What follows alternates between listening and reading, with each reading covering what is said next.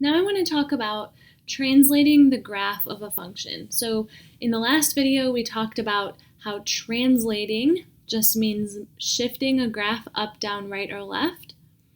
So we talked about the up-down shift in the last video, and that up-down shift is when we take our regular function and then we add a number, right, to the end of it. This translates it up or down, right? This is a vertical translation. Okay, so let's talk about how we do a horizontal translation. So a horizontal translation means that we're shifting it left or right. And you may remember from the graphing parabolas and graphing absolute value functions that a right or left shift happens when you change something inside the x. So when we change inside that, instead of adding something on the outside, we change something on the inside. So what we do to make a horizontal translation is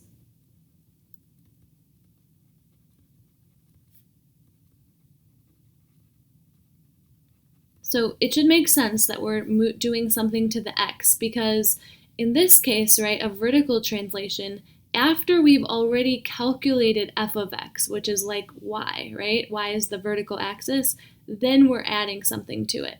And that's the function of that is the vertical translation gets added to the vertical part, right? After you calculate f of x, that's equal to y. So when we translate y, we just add something to the y part.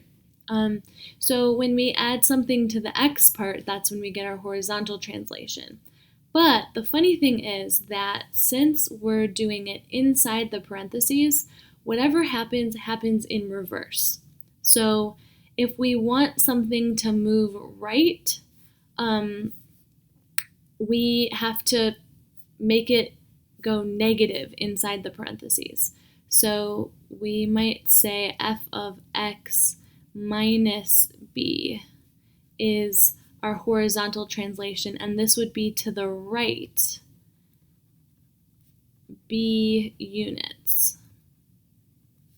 So here, this was up c units, right? So whatever we add here, if we add 3 or 4, we go up 4. If we subtract 3, then we go down 3.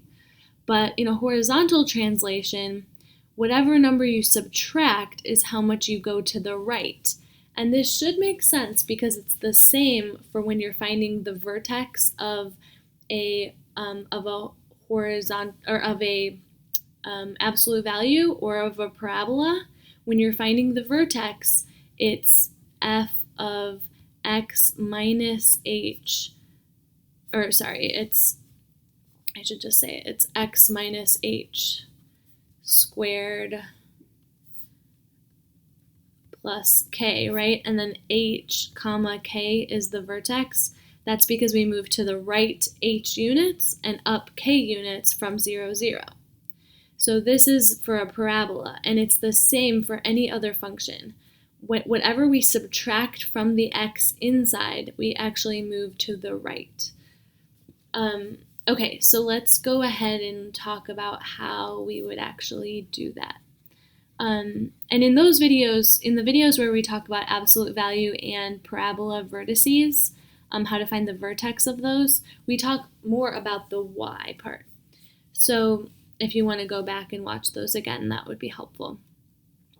In any case, if we want to shift, so in this case, we want to shift the graph to make it the graph of f of x minus 2. Now this is inside the parentheses, which means this is a shift to the right 2 units.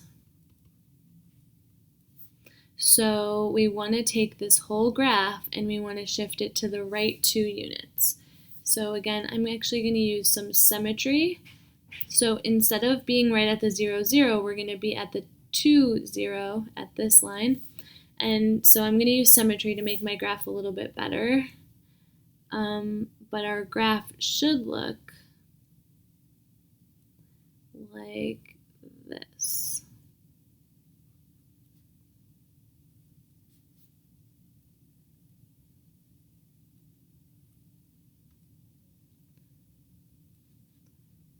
Okay, our graph should look something like that. And that would be how we would draw the graph, where we shifted it to the right 2 units. And then whatever the function is here, you would put in x minus 2 inside that function to shift it to the right 2 units. And so that's how we translate the graph of a function in just one step.